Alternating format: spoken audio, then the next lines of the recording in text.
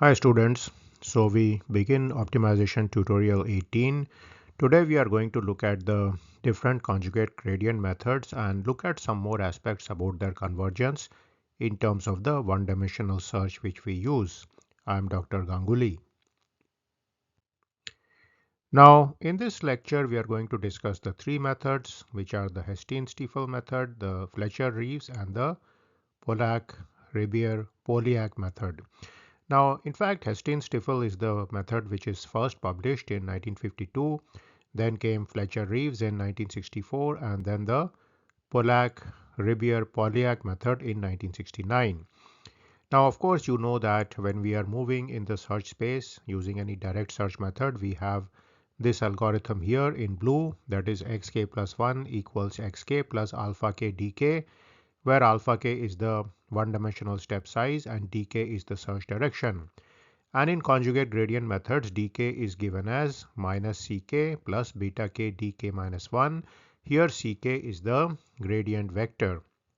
So you can see here that conjugate gradients use the previous search direction dk minus 1. So they too carry the memory of the previous steps. And also this factor beta k is critical, and the different people here have actually proposed different expressions for beta k. So today we are going to further study this method using Python code. If you are interested in the lecture, make sure you take a look at optimization lecture 18 on conjugate gradient methods. Now, just to tell you about the different methods here, you can see the publications which actually led to these methods. So the Hestenes-Stiefel paper is in 1952, the Fletcher-Reeves paper is in 1964, and Polak-Ribiere paper, this is a French paper in a French journal, it's in 1969. And recently I came to notice that some people have also pointed out that Polyak came up with this same formulation, and this was published in a Soviet journal in 1969. So we should acknowledge that also. So now let us review the conjugate gradient method, how it begins. So we can see that when k equals 0, you don't have access to the dk minus 1th point. So what we do with this method is that when we start the method, we use the gradient descent direction, which is d0 is minus c0. And x0 of course has to be given. The starting guess is required in a typical gradient based method. Now we move in the design space using this formula here, and the conjugate gradient search direction is given by this expression, negative of the gradient vector plus this direction beta k, or this scalar beta k, into the search direction of the previous point, that is tk minus 1. Let's look at the different expressions for beta k for the three methods. Now, before we even look at the conjugate gradient method, you can see that if we consider beta k to be 0, that would give us the gradient based method or the steepest descent method. So essentially that method is due to Cauchy. So we can say that is actually the simplest conjugate gradient method, which is the formula beta k equal to 0. Now Fletcher-Reeves gives the second most simple formula, which is simply ck transpose into ck divided by ck minus 1 transpose into ck minus 1. So this can also be written as norm of ck divided by norm of ck minus 1, the whole thing squared. Now the Polak-Ribiere-Polyak formula, that's given by this expression in black, and the Hestenes-Stiefel formula is given by this expression in green. Now as far as these two formulas are concerned, what happens is that there is a possibility that beta k may go negative in these expressions. So to prevent that, we use this fact that beta k is max of 0 or beta k. So in this case, what would happen is that if beta k is negative, you essentially use the value 0, which means that you are going back to the steepest descent method at that particular value of k. So that's been found to be a positive development suggested by Powell, I think. Let's start with our Python program. So the question number 1 is to write a Python program for the conjugate gradient methods and the gradient descent. And this time we are going to use the 1D search, which is a numerical search with different levels of tolerance. So the tolerance is zero point 0.1, 0.01, 0.001, and 0.401. So this is going to give us some idea about what is the level of accuracy in the one-dimensional search and how that works out with the steepest descent method and the conjugate gradient methods. Of course, we are going to use this generic formula or function, I should say. Fx is x1 square plus 2x2 square plus e to the power minus x1 minus x2. Starting point is x0 is 5 minus 5. Let's look at the function which we are going to use. So we have to write a Python function for this mathematical function here, which is given here. So essentially this function f of x, it returns the value of x1 square plus 2x2 square plus e to the power minus x1 minus x2. We have to call the numpy library here because the exponential function is being used.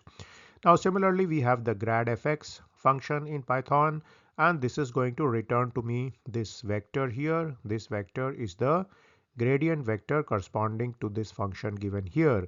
So again what I do here is that I code in this particular gradient vector, and I have used the fact that numpy is required to get the exponential function here. Now there is one more function which is going to be required by the 1D search, and this function essentially takes the value of alpha, d, and x, which are in the right hand side of this equation in red, and it returns the value of the function at xk plus 1 point. So that's going to give me f x plus alpha d. So this function is going to be required in the one-dimensional search because that particular function is going to call this function or invoke this function many times with different values of alpha, and then it's going to figure out as to what value of alpha is optimal for the one-dimensional step size. Let's take a look at the main program. So in the main program, I import numpy as np, and I define the starting point as 5 minus 5, which is given here in math.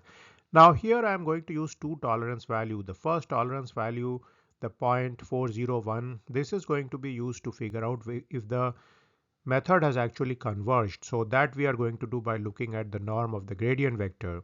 The second tolerance value is something which is required by the 1D search here, and we are going to use different values of this tol1, and that's going to help me figure out how the one-dimensional search is working and how important that is for each of these methods.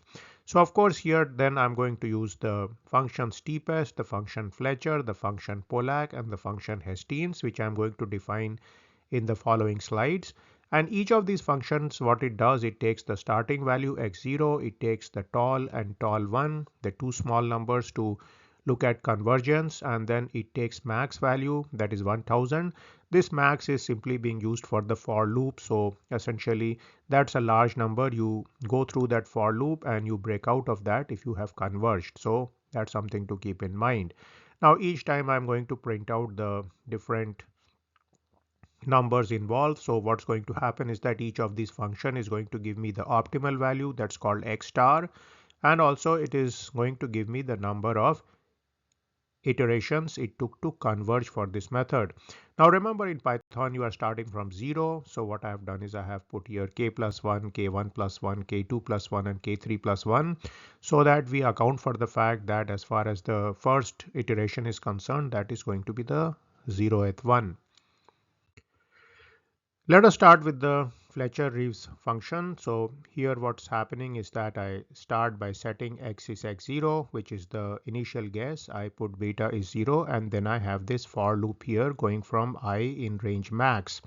Now I start with the gradient vector put in C, and of course when I is 0, that is the first round, I put d is minus c, which is the steepest descent search direction.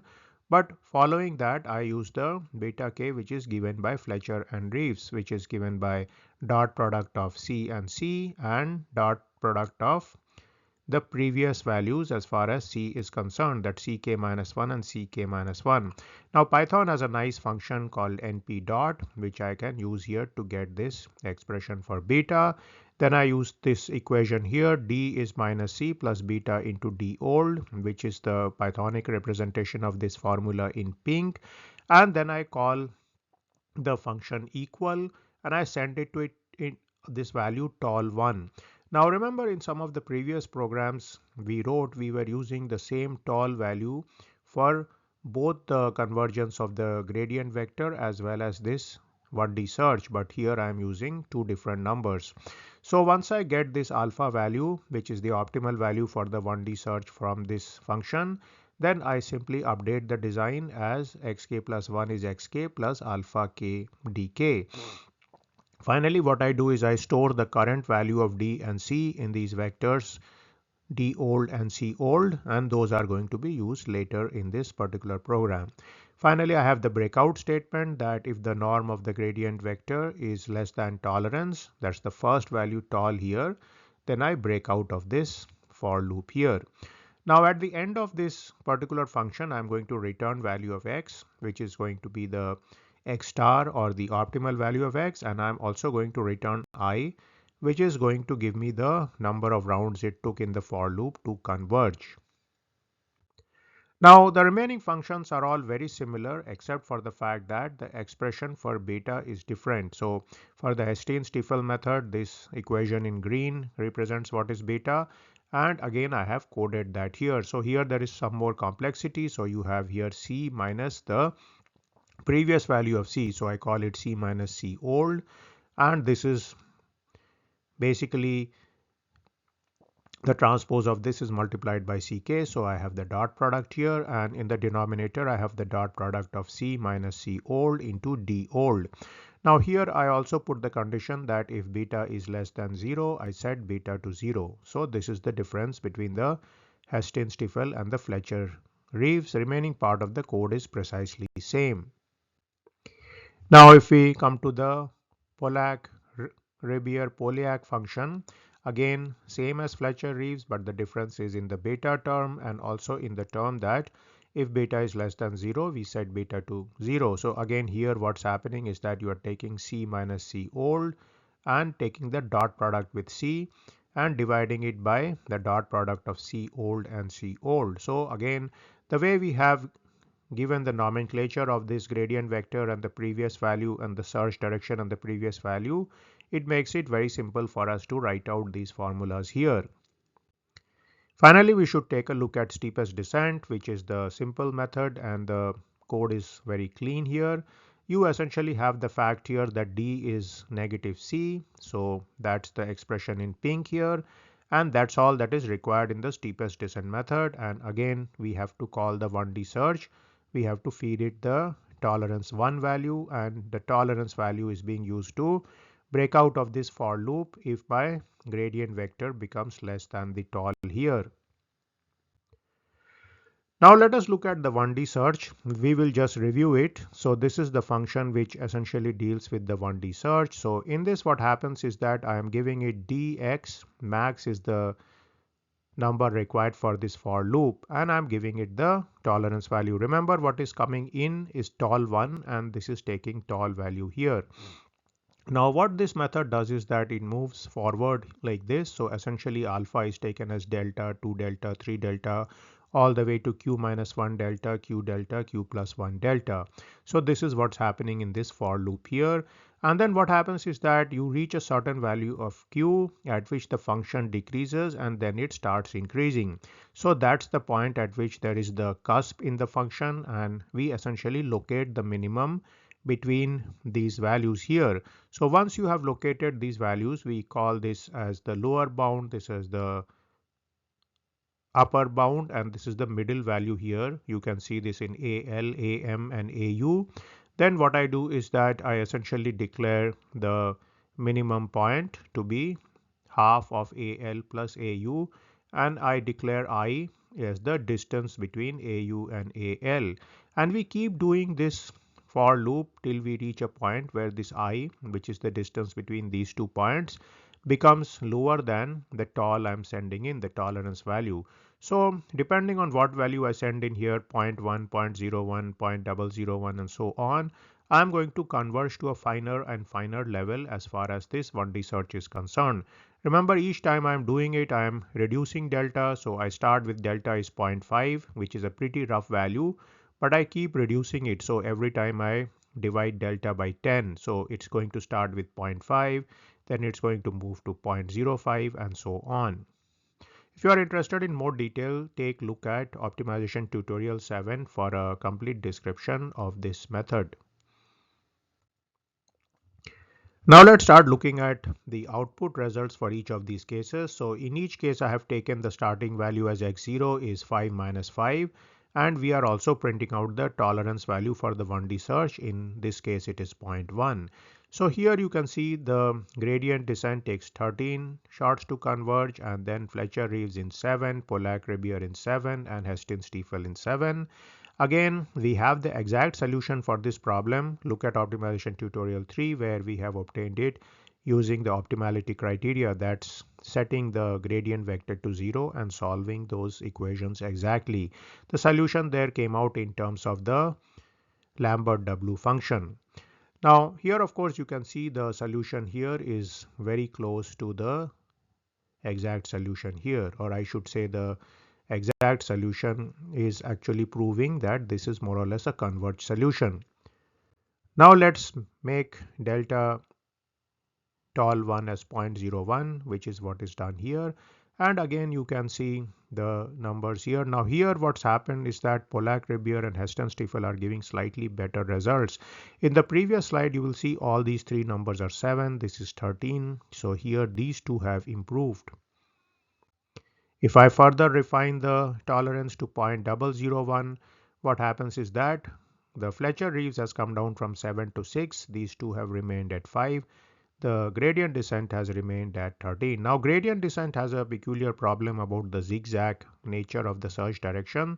So that particular problem is mitigated to a large extent whenever you use a conjugate gradient method. In fact, that's one of the main reasons for using the conjugate gradient method, is that instead of going each time at that 90-degree which you do in steepest descent, here you are slightly changing that particular direction. So now your directions are not actually just perpendicular, but they are conjugate with respect to the A matrix here.